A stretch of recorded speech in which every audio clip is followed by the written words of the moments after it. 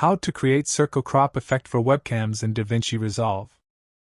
To begin, I added 2 videos to my timeline and I want to use the second video as a circle webcam video on top of the first video. Drag the webcam video above the main video and adjust its duration. Now go to the Effects panel, click on Open FX, and search for Transform.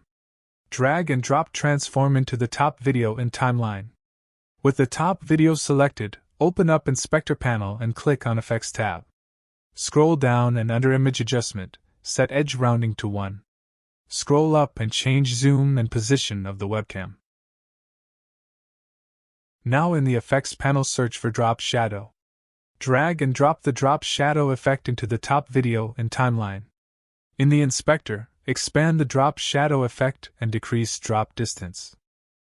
Now go to Video tab and change position values until the subject is in the middle of the circle. Anyway guys, thanks for watching and I hope you found this useful.